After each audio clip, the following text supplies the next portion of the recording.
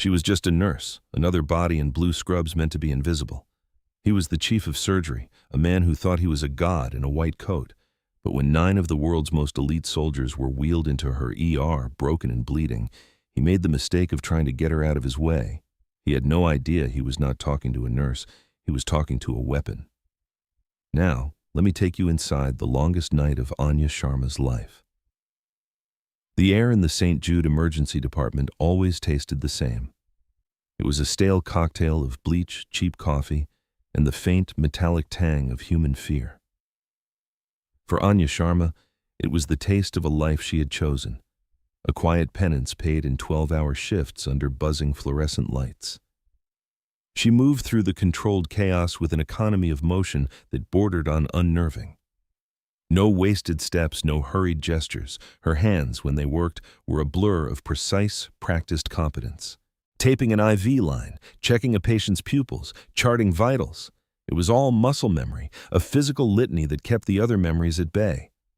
She was a ghost in this place. The other nurses kept a respectful distance.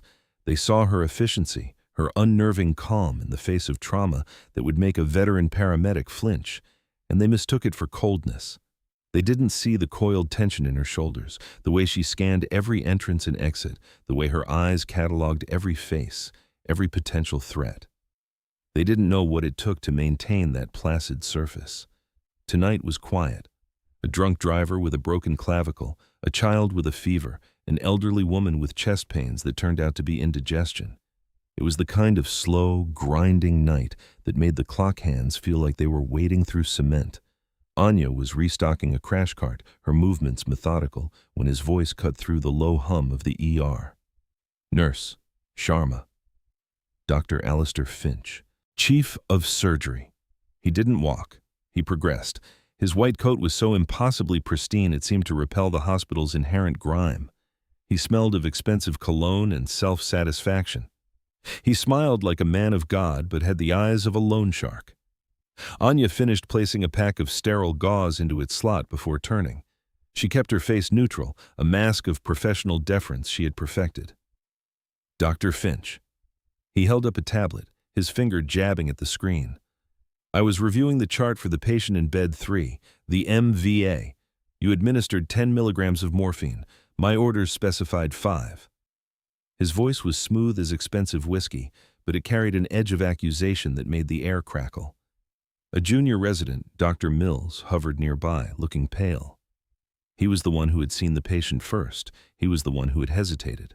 The patient's pain was an 8 out of 10, doctor, Anya stated, her voice quiet but firm. His blood pressure was spiking. 5 milligrams was not providing adequate relief. I made a judgment call to prevent a hypertensive crisis. Finch's smile tightened. It was a predator's smile. You made a judgment call, he repeated, savoring the words as if they were an admission of guilt. You are a nurse, Sharma. You follow orders. You do not make judgment calls that contradict mine. Is that understood? He was performing. Mills was his audience. The charge nurse at the main desk was his audience. He was reinforcing the hierarchy. He was the sun, and they were all just planets, existing only to orbit him. My priority was the patient's stability, Anya said, her gaze unwavering. She would not be baited. She would not show anger. Anger was a luxury she could not afford. Your priority, Finch said, stepping closer, lowering his voice to a conspiratorial hiss, is to do exactly as you are told. This hospital has protocols. It has a chain of command. You are a very small, very replaceable link in that chain. The next time you feel the urge to practice medicine without a license, I will see to it that you are not practicing nursing either. Anywhere. He let the threat hang in the air, thick and suffocating. He wanted her to flinch, to apologize, to crumble. Anya simply held his gaze. After a beat of silence that felt like an hour, she gave a single sharp nod. Understood, doctor. He stared at her for a moment longer, frustrated by her lack of a more satisfying reaction, then turned on his heel and swept away, his white coat billowing behind him like a cape. Dr. Mills let out a breath he seemed to have been holding for a week and scurried away in the opposite direction. Anya turned back to the crash cart. Her hands were perfectly steady as she picked up a laryngoscope, but inside, a cold, familiar fury was beginning to uncoil. He was a bully. A man drunk on a little bit of power, more concerned with his own ego than the life of the man in bed 3. He was a weak link, a liability. And in her old world, liabilities were removed. But this was not her old world. She finished her task, the methodical work calming the storm inside her. In this world, she was just a nurse. She was invisible. She was safe. She had to be. The first sign that the night was about to shatter came not from a siren, but from a sound. It was a low, powerful thrumming that vibrated through the concrete floor of the ambulance bay. It was a sound that did not belong in the urban symphony of city traffic and distant alarms. Anya's head snapped up. Her body went rigid, her shoulders tensed like an internal switch had been flipped. The charge nurse, a weary woman named Brenda, glanced up from her paperwork. What in the world is that? Anya was already moving toward the bay doors. The sound was helicopters, not the single familiar thwump-thwump of a medevac life flight. This was deeper, layered, multiple heavy-lift aircraft, military. Her heart began to beat a different rhythm, a hard, steady cadence she knew all too well. Thump-thump, assess, thump-thump, act. The red phone on the wall chirped, a single jarring ring reserved for mass casualty incidents. Brenda snatched it up. Her face went from confused to saw ashen in a matter of seconds. "Oh my God," she whispered into the receiver. "How many?" Yes, of course. We're ready." She hung up the phone, her hand trembling slightly. She looked at the ER staff, who had all stopped what they were doing, drawn by the gravity of the moment. "Listen up." Brenda's voice was strained but clear. "That was NORAD. There's been an incident. Training exercise gone wrong at the nearby Fort Harrison Special Operations Compound. They're bringing them here. Multiple casualties, severe trauma. They're landing on the roof and bringing them down the service elevators. ETA, now." The thrumming overhead became a deafening roar. The entire building seemed to vibrate, and then the chaos began. Dr. Finch reappeared, his face a mask of grim importance. This was his stage now. A mass casualty event was a chance to be a hero, to be seen giving orders, to be the calm center of the storm for the inevitable news crews.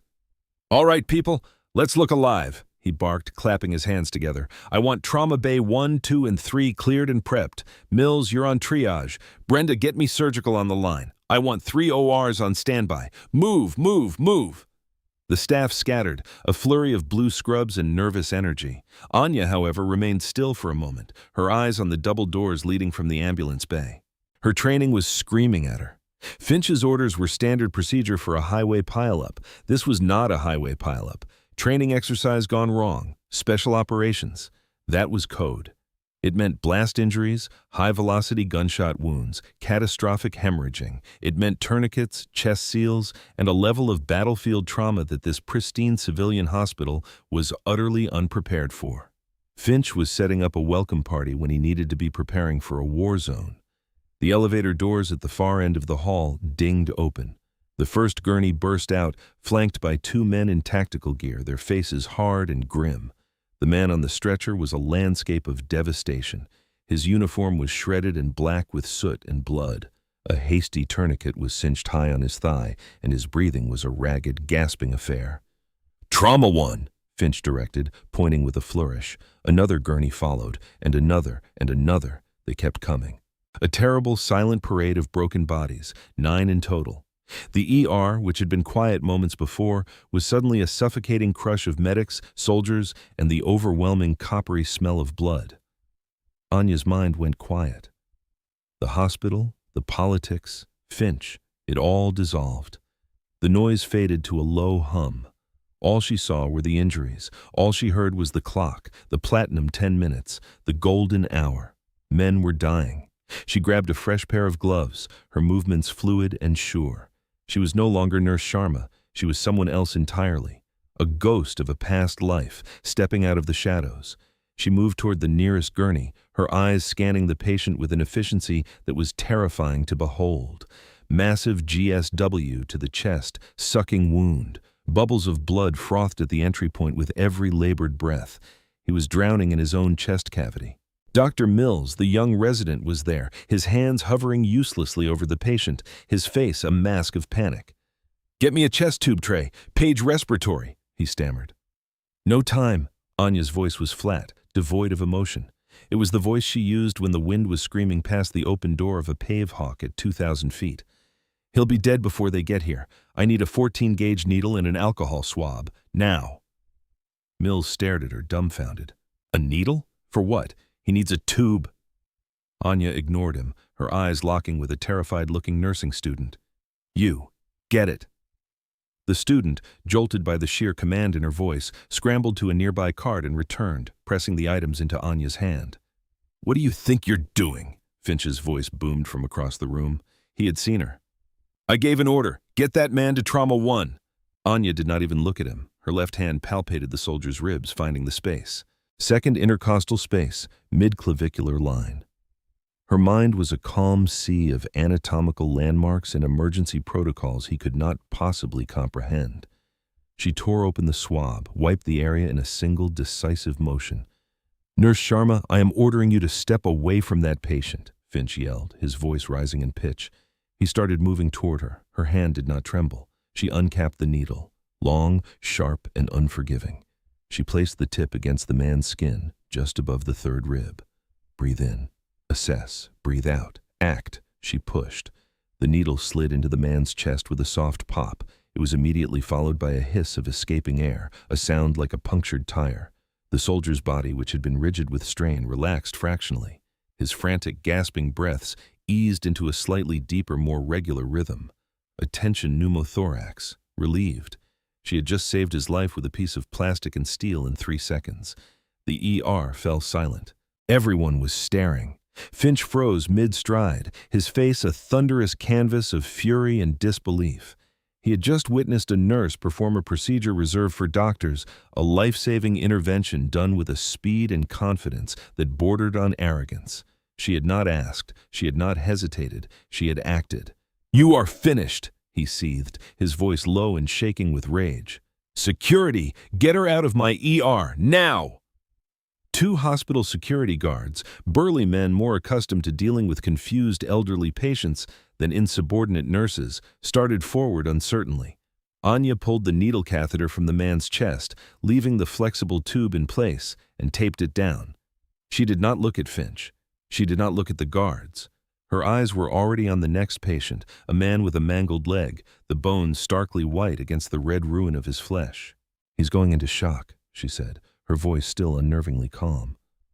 "The tourniquet is high and tight, but he's still losing blood from a pelvic fracture. We need to get him packed and get whole blood into him, not saline." "Who's running the blood bank?" She was ignoring Finch. She was ignoring the entire hospital hierarchy. She was operating on a different plane of existence, a place where the only authority was the injury itself. "Did you hear me?" Finch screamed, his composure finally shattering. "I said get her out!" The guards reached her. One of them put a hand on her arm. It was a mistake. Anya did not move violently. She did not have to. She simply shifted her weight, turned her body, and used the guard's own momentum to disengage his hand. It was a subtle, fluid movement, a whisper of martial training that was over before he even registered what had happened. His hand was simply no longer on her arm. He blinked, confused.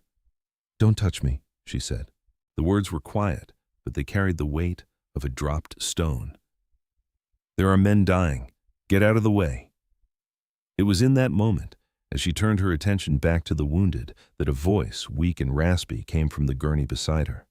It was the team leader, a man with a face carved from granite, now pale and slick with sweat. His arm was bandaged, and shrapnel had torn a vicious line across his forehead. His eyes were barely open, but they were fixed on her. "T-triple-C," he rasped, his voice barely a whisper. "You know TC3. It was not a question. It was a statement. Tactical Combat Casualty Care. TCCC.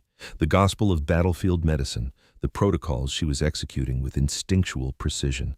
Anya's eyes met his. In their depths, she saw not a patient, but a brother in arms. He saw it too. He saw the truth behind her blue scrubs. He recognized the ghost. His hand, the one that was not injured, moved slightly on the gurney. He tapped his thumb against his index finger. Once, then twice. Then he tapped his index finger against the gurney rail. A short, sharp rhythm. Tap, tap, tap, tap. It was not a random movement. It was a signal, a fragment of a duress code, something taught in the deepest, darkest corners of Sears School. It was a flicker of light in a dark room, a question asked in a language only they understood. Anya's breath hitched just for a second. She gave the barest, almost imperceptible nod. Message received. "I know what I'm doing," she said, her voice pitched for him alone. "I want her gone." Finch's shriek broke the moment. He was losing control, his authority being dismantled before his eyes by a single, quiet nurse. He turned to the guards. "I will have your jobs. Both of you. Remove her." The guards, red-faced and embarrassed, moved to grab her again, more forcefully this time. "That will not be necessary." The voice was new. It was calm, deep, and resonated with an absolute, unquestionable authority that made Finch's yelling sound like the yapping of a small dog. It came from the entrance to the ER. Every head turned. Standing in the doorway was a man who seemed to have been forged from iron and discipline. He was in his late 50s, with silver hair cropped close to his scalp and a face that looked like it had been personally acquainted with every hardship the world had to offer. He wore a perfectly pressed Class A Army uniform, the chest a constellation of ribbons and medals, and on each shoulder sat the 4 silver stars of a full general.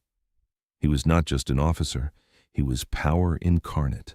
His eyes, the color of a winter storm, swept the room, taking in the chaos, the wounded men, the sputtering Dr. Finch, and finally, settling on the small nurse in blue scrubs standing her ground between 2 security guards. General Marcus Thorne had arrived, and the world had just shifted on its axis. Finch, seeing the stars on the man's shoulders, immediately changed his tune. His rage vanished, replaced by a sycophantic, oily charm. He scurried toward the general, hand outstretched. "General, I am Dr. Alistair Finch, Chief of Surgery. A terrible tragedy. Rest assured, your men are in the very best hands. We have the situation under control." General Thorne ignored the outstretched hand. His eyes did not leave Anya. He walked past Finch as if he were a piece of furniture, his polished boots making no sound on the linoleum floor. He stopped a few feet from her. The security guards took a reflexive step back, as if his presence had its own gravitational pull. Thorne's gaze dropped to the patient Anya had treated, the one with the needle decompression. He noted the eased breathing.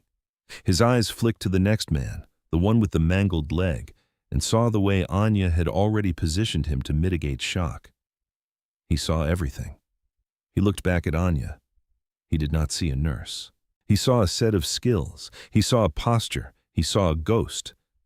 "Report," he said. His voice was not a request, it was a command. Anya's spine straightened, the years melted away. The ER faded, and for a heartbeat she was standing on a dusty tarmac, the scent of jet fuel in the air, debriefing a commanding officer. "Sir," she began, her voice crisp and clear, a stark contrast to the deferential tone she had used with Finch. 9 casualties, multiple GSWs, blast trauma, and crush injuries. I've performed needle decompression on one for a tension pneumothorax. Another has a suspected open book pelvic fracture with active hemorrhaging. He needs immediate blood products and a pelvic binder. A third has a compromised airway due to facial trauma. He'll need a cricothyrotomy if his SAEs drop any further.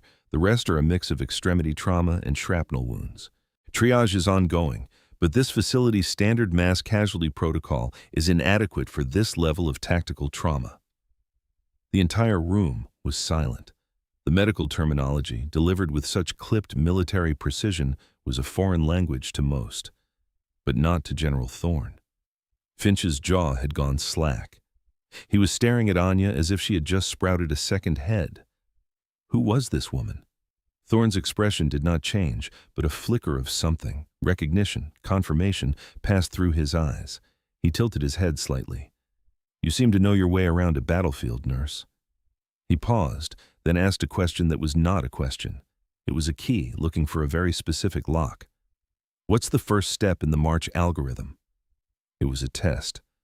A simple question to any combat medic, an impossible one for a civilian nurse. Anya did not hesitate. "Massive hemorrhage, sir. Control the bleeding. Everything else is secondary." Thorne nodded slowly. He had his confirmation. He turned his head, his gaze finally falling upon Dr. Finch. The warmth was gone from his eyes. All that remained was ice. "Dr. Finch," the general said, his voice dangerously quiet. "You are relieved of command of this situation." Finch sputtered. I beg your pardon? I am the chief of surgery. This is my hospital." "Not anymore," Thorne said, turning his body to fully face the doctor. "As of 30 seconds ago, by order of the Department of Defense under the Emergency Powers Act, this wing of the hospital is a temporary military medical facility under my command, and in my facility, competence is the only authority that matters." He gestured with his chin toward Anya. "This woman," he declared, his voice ringing through the ER, "is now in charge of the triage and pre-operative stabilization of my men. You and your staff will give her anything she asks for. You will follow her instructions without question and without delay. If she asks for a scalpel, you will give her a scalpel. If she tells you to jump, you will ask how high. Is that clear?" It was the most profound, most public humiliation Alistair Finch had ever experienced. His face went from red to purple. He looked from the stone-faced general to the quiet nurse who had defied him, his world tilting into madness. He opened his mouth to protest, to assert his authority, to say something, anything. "Is," the general repeated, taking a single step forward, "that clear?" The words were like chips of granite. Finch's mouth snapped shut. He looked at the hard faces of the soldiers who were now sitting up, watching the scene. He looked at the sheer, implacable will of the general. He looked at Anya, whose expression had not changed at all. Defeated, Finch gave a single, jerky nod. Thorne turned back to Anya. The ice in his eyes melted slightly, replaced by a look of grim, professional respect. "You have the con, Sergeant." He used her old rank, the one she had buried under years of sterile blue scrubs, the title she thought she would never hear again. Sergeant Anya Sharma, para-rescue jumper, United States Air Force. The ghost was no longer hiding. If you were Anya, having just been handed that immense responsibility in front of the man who tried to ruin you, would you feel the pressure of the 9 lives in your hands, or would you feel the pure, cold focus of the mission? For Anya, there was no choice. The pressure did not matter.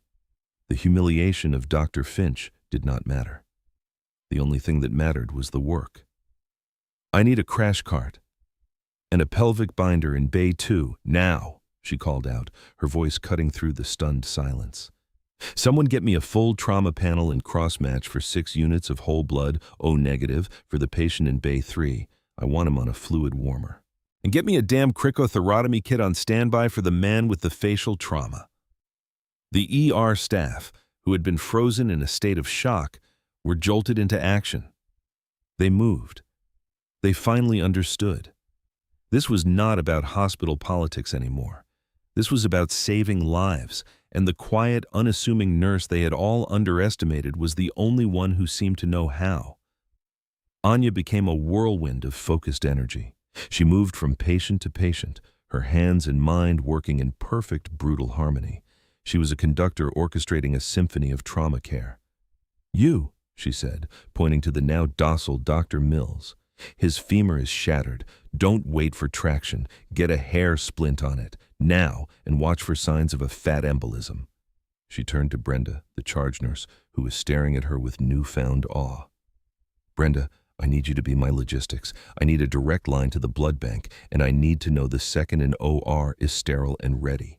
Tell surgery we're sending up the pelvic fracture first, then the GSW to the abdomen."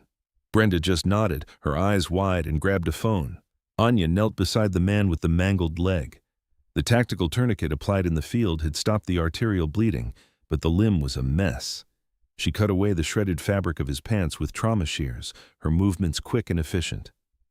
"Pressure is dropping," a nurse called out from the monitor. 80/50.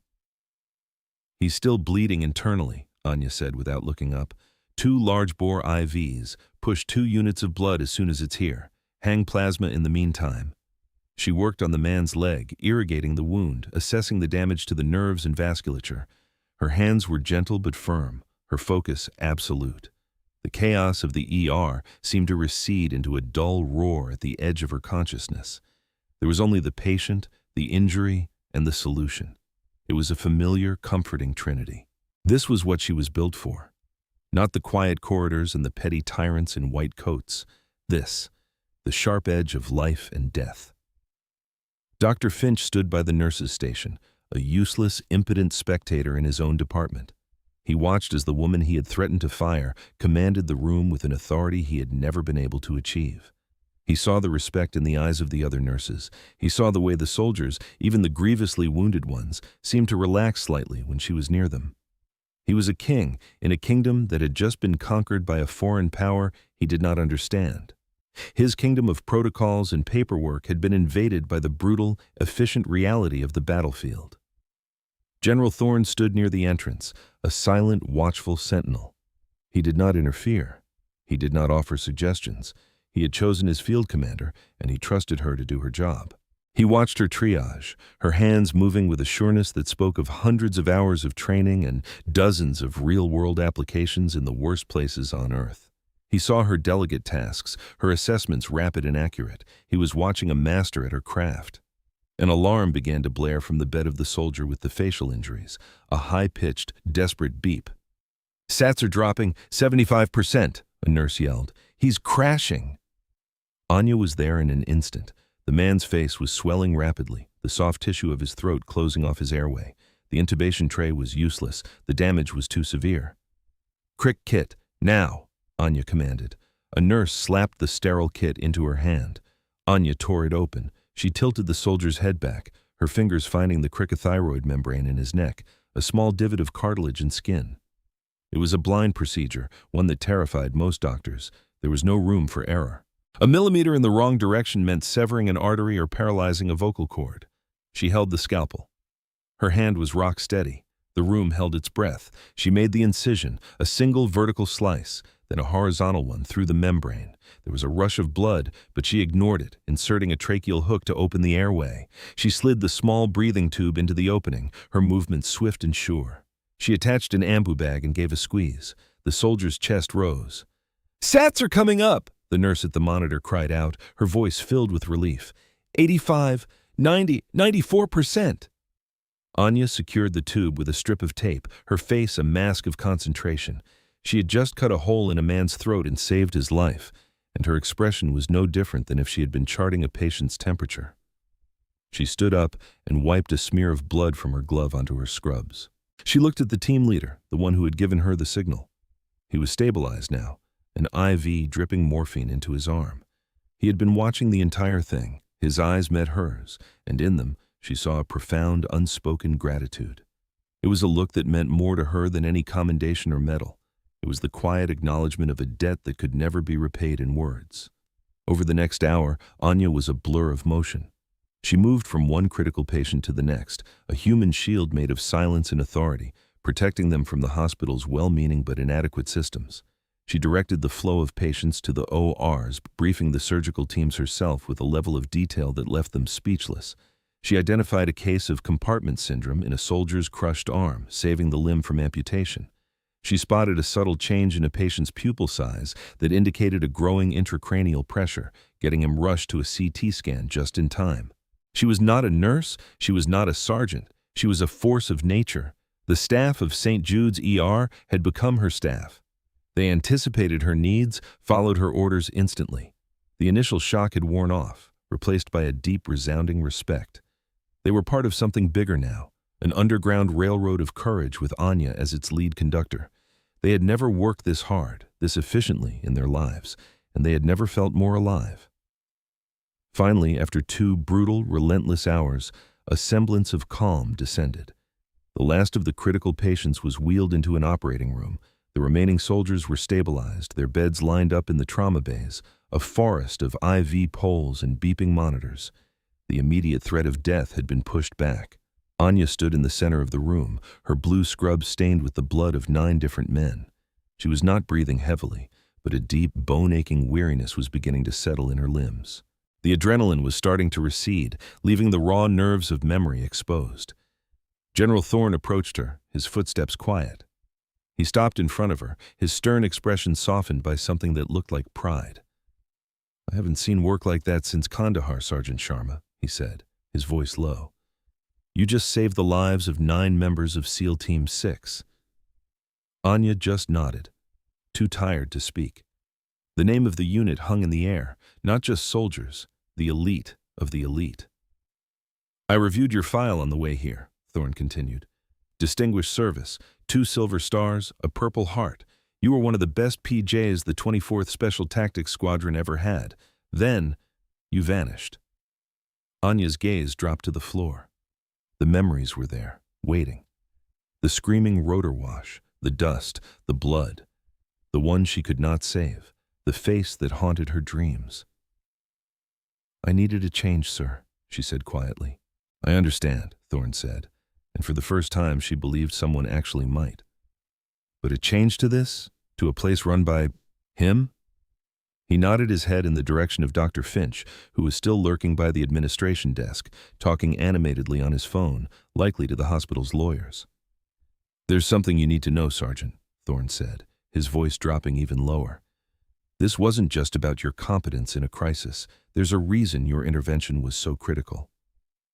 Anya looked up, her exhaustion momentarily forgotten, replaced by a cold sense of dread. Sir?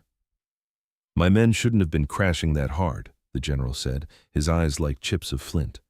Their field treatment was excellent. They were stabilized for transport, but when they got here, they started going downhill fast. Your man with the pelvic fracture, he should have been getting blood the second he came through that door. Your man with the pneumothorax, he should have been diagnosed in seconds by any competent trauma doctor. He paused, letting the implications sink in. I had my aide do some digging. St. Jude's has had a budget crisis for the last year. To cut costs, your esteemed chief of surgery made some adjustments. He switched to a cheaper, less reliable supplier for blood products, meaning your reserves are dangerously low and poorly cataloged. He has 2 of your 3 advanced rapid infusers out for maintenance, which my aide discovered means they were sold to another hospital 6 months ago. He cut overtime for specialist staff, which is why your on-call respiratory therapist took 20 minutes to get here. The pieces clicked into place in Anya's mind. It was not just incompetence. It was not just arrogance. It was corruption. Finch's corner-cutting, his obsession with the bottom line, had turned his emergency room into a death trap. He had stripped it of its ability to handle a true crisis, all while maintaining the polished veneer of a top-tier hospital. The cold fury from earlier in the night returned, but now it was a glacial, slow-moving rage. Finch had not just insulted her. He had not just endangered a patient. He had gambled with the lives of these men, with the lives of every person who came through those doors to save a few dollars. He nearly killed my men to pad his budget, Thorne stated, his voice flat and deadly, and he was going to let you take the fall for it. Anya looked over at Finch, who was now smiling, a slick, self-assured expression on his face as he hung up his phone. He probably thought his lawyers could spin this, could bury her under a mountain of litigation and professional ruin. He still thought he was in control. He had no idea of the storm that was about to break over his head. Sir, Anya said, her voice steady and clear, her weariness burned away by a new, cold purpose. What do you need me to do? General Thorne allowed himself a small, grim smile. I need you to write a report, Sergeant. A very, very detailed report. And then, I need you to be a witness. The confrontation happened the next morning in the hospital's main boardroom. The air was thick with tension. The hospital board, a collection of grim-faced men and women in expensive suits, sat on one side of a long mahogany table. On the other side sat Dr. Alistair Finch and a sharp-looking lawyer. Finch looked smug, confident. He believed this was a formality, a meeting to contain the unfortunate incident from the night before. The doors to the boardroom opened. General Thorne entered, followed by 2 uniformed JAG officers carrying briefcases, and behind them, walking with a quiet confidence that seemed to make the room shrink, was Nya Sharma. She was not in her blood-stained scrubs. She wore a simple black pantsuit, her hair pulled back neatly. She looked professional, composed, and utterly unshakable. She was a weapon, sharpened and aimed. Finch's smirk faltered when he saw her. He had not expected her to be here. He had expected her to be suspended, already broken. General Thorne, the chairman of the board, a man named Henderson, began nervously. We are, of course, deeply sorry for the events of last night. We understand there was some confusion in the ER. Dr. Finch assures us, Dr. Finch, General Thorne cut in, his voice like rolling thunder, is a disgrace to his profession and a liability to this institution. Finch shot to his feet. Now, see here, I will not be spoken to. "Sit down, Doctor," Thorne commanded, and the sheer force of his voice made Finch fall back into his chair. Thorne placed a thick binder on the table. "This is a preliminary after-action report on the treatment of my men at this facility. It outlines, in excruciating detail, a pattern of gross negligence, professional incompetence, and criminal malfeasance, all originating from cost-cutting directives issued by Dr. Finch." He opened the binder. "Let's begin with the blood supply, or rather, the lack thereof. Move on to the deliberate misrepresentation of available surgical equipment, and then let's talk about the attempted dismissal of the single most competent medical professional in this building during a mass casualty event." He looked at Anya. "Sergeant Sharma, please walk the board through your initial assessment of the casualties and the orders given by Dr. Finch." Anya stood. She didn't look at Finch. She addressed the board, her voice calm and factual. She recounted the events of the night with chilling precision. She spoke of the tension pneumothorax Finch had missed, the pelvic fracture he had ignored, the critical airway he had been unprepared to manage. She used clear, concise medical language, stripping the events of all emotion, leaving only the cold, hard facts of Finch's failure. When she finished, a heavy silence filled the room. Finch's lawyer cleared his throat. "This is the word of a disgruntled nurse against a decorated chief of surgery. It is hearsay and—" "She is not just a nurse," Thorne interrupted. He slid a file across the table to Henderson. "She is retired Air Force Pararescue Sergeant Anya Sharma, 2 Silver Stars for valor in combat medical operations. Her assessment of trauma is not an opinion, it is expert testimony." Henderson opened the file. His eyes widened as he read. The other board members leaned in, their faces shifting from skepticism to shock. "Furthermore," one of the JAG officers added, opening his briefcase, "we have sworn statements from 3 other nurses and 1 resident physician from last night's shift. They all corroborate Sergeant Sharma's account. They all describe Dr. Finch's orders as chaotic, his demeanor as unprofessional, and his actions as a direct impediment to patient care." Finch's face had gone pale. He was a cornered animal. "This is a conspiracy, a witch hunt. She's unstable, probably has PTSD. You can't trust the word of a broken soldier over mine." Anya finally turned her head and looked at him. Her expression was not angry. It was one of pity. He was a small, pathetic man, and he did not even realize the game was already over. "The final piece of evidence," General Thorne said, his voice dropping, "is the most damning. My men were wearing advanced biometric sensors as part of the training exercise. These sensors record everything: heart rate, blood oxygen saturation, core temperature, everything. They transmit the data in real time." He placed a small military-grade tablet on the table and turned it on. A series of graphs and timelines appeared on the screen. "This data," Thorne said, pointing to a series of sharp downward spikes, "shows the precise moment each of my men began to decline. It was not in the field. It was not in the helicopter. It was after they passed through the doors of this emergency room. The data shows their conditions stabilizing and improving only when Sergeant Sharma began directing their care. The evidence is biometric. It is irrefutable. Your protocols, Dr. Finch, were killing my men. Her actions saved them." The boardroom was utterly silent. The data on the screen was a death sentence to Finch's career. There was no argument, no defense. It was a digital ghost testifying to his guilt. Finch just stared, his mouth opening and closing like a fish. The fight had gone out of him, replaced by the dawning, horrific understanding of his own ruin. Henderson, the chairman, looked at Finch with cold fury. "Alistair, you are suspended, effective immediately. We will cooperate fully with the General's investigation. Please escort yourself out of this building." Finch stood up, his legs unsteady. He looked around the room, at the faces of the people who had once admired him, now regarding him with contempt. His empire had crumbled to dust in less than an hour. He gave Anya one last look, a toxic mix of hatred and disbelief, before turning and walking out of the room, a man already in his own past tense.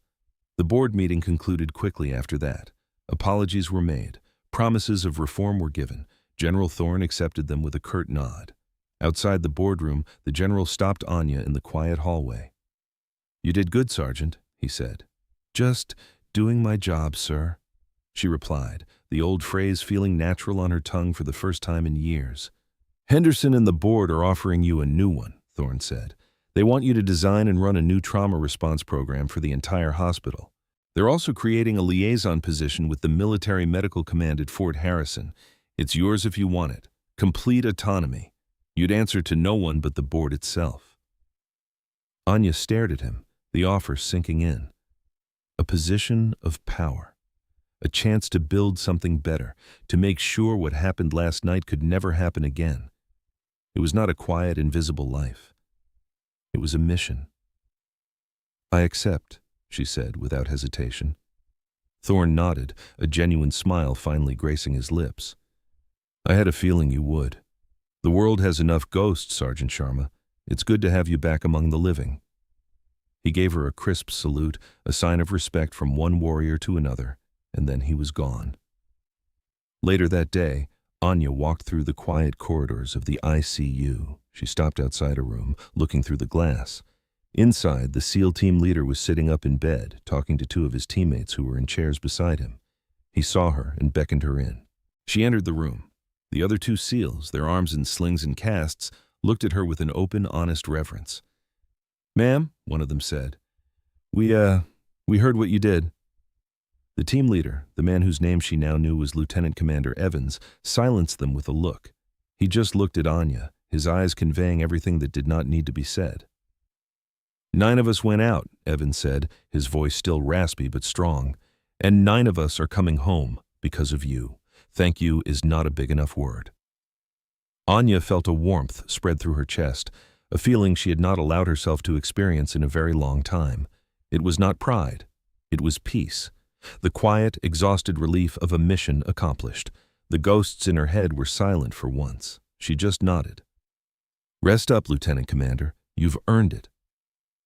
As she walked out of the ICU, leaving the hushed beeping of the monitors behind her, she felt the weight of her past finally settle. It was not a burden to be carried anymore. It was a foundation to build on. She had clocked in as a nurse, a shadow hiding from her own life, but she was clocking out as something more. She was a protector, she was a leader, and for the first time in a long time, she was home. That's all for this story, friend. If you believe in the quiet heroes who walk among us, and you want more stories about the hidden strength that lies within, then please hit that subscribe button. Your support is what keeps this channel going. Now I have a question for you. Think about your own life. Have you ever been underestimated by someone in a position of power? Let me know your story in the comments below. I read every single one. And don't go anywhere. The next story is for anyone who has ever been told they were not good enough. It is already loaded up and waiting for you on the screen. I will see you there.